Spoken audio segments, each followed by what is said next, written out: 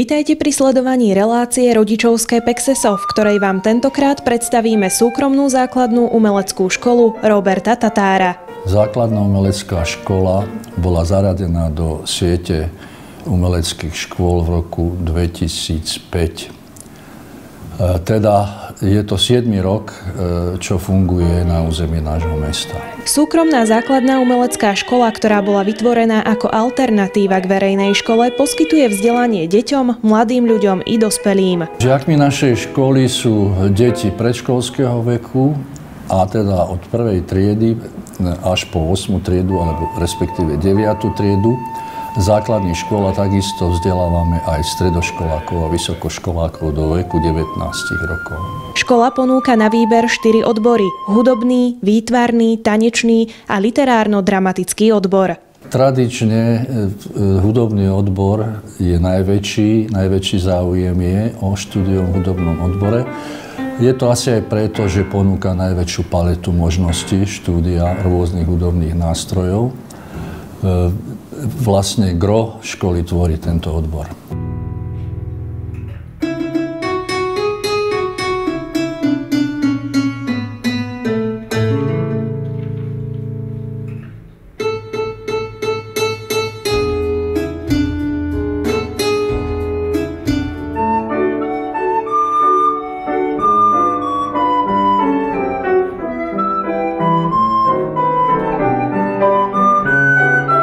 Vyučujeme klávesové nástroje, to znamená klavír, keyboard, akordeón, ľudová harmonika. Učíme sláčikové hudobné nástroje, husličky, kontrabas. Máme triedu elektronických nástrojov, to znamená učíme elektronickú gitaru, elektronický kontrabas. Ďalej sa vyučuje samozrejme u nás spev. Máme takisto orchestrálnu hru, máme dýchovú hudbu a veľké oddelenie folkovej hudby.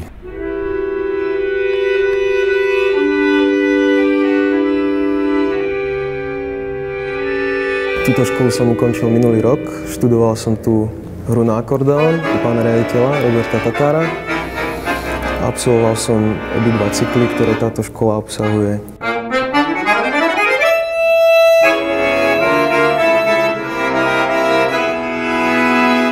Momentálne som vyhral celoslovenskú súťaž, ktorá bola minulý týždeň vo svojej kategórii a som z toho šťastný.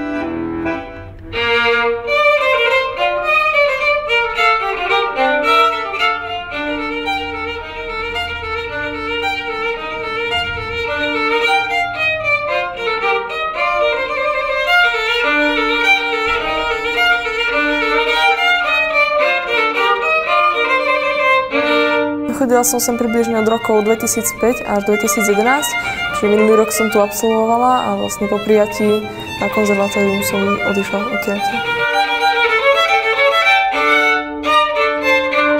Študovalo sa mi tu veľmi dobre, hlavne moja pani učiteľka bola skvelá, mala som veľmi rada a mala ku mne taký vzťah trošku taký materský. Nebolo to iba ako vzťah učiteľ a žiak, ale taký bližší vzťah.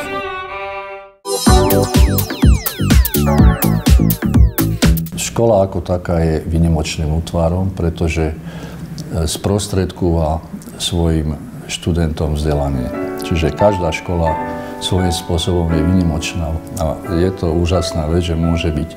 Samozrejme, súkromná škola sa profiluje a etabluje vo svojom prostredí troška inak ako verejné školy. Snažíme sa vytvárať priestor v takých oblastiach umeleckého vzdelania, ktorý je v tom verejnom školstve troška obchádzaný.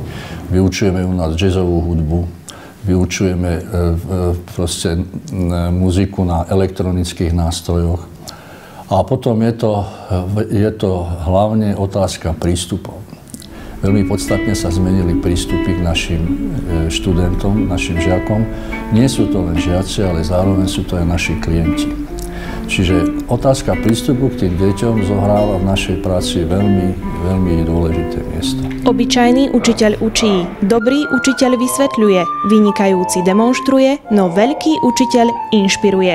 Práve preto silu a výnimočnosť súkromnej základnej umeleckej školy Roberta Tatára tvoria práve výnimoční pedagógovia.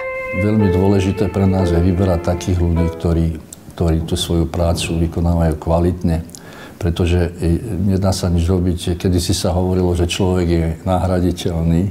Ja hovorím, že kvalitný učiteľ je nenahraditeľný. To znamená, ten výber pedagóga do našej školy je primárny a stojí nás to aj dosť energie, pretože nájsť kvalitného učiteľa, nielen kvalifikované, lebo mnohí sú kvalifikovaní, ale aby boli aj povolaní, aby skutočne to povolanie robili majstrovsky.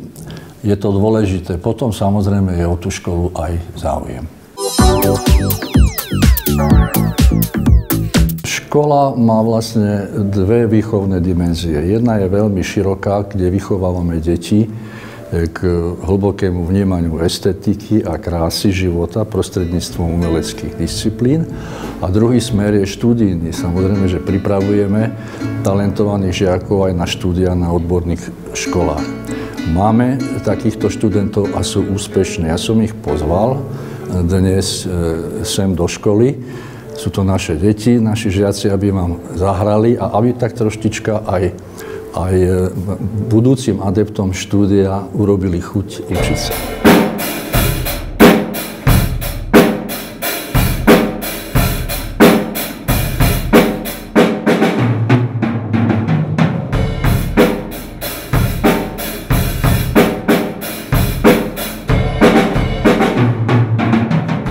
Srdečne pozývam záujemcov alebo zvedavcov, ktorí by chceli vedieť niečo viac o štúdiu na našej škole. Môžu prísť na naše verejné koncerty, ktoré organizujeme každý mesiac, alebo len tak na kus debaty. Radi im všetko o našej škole povieme.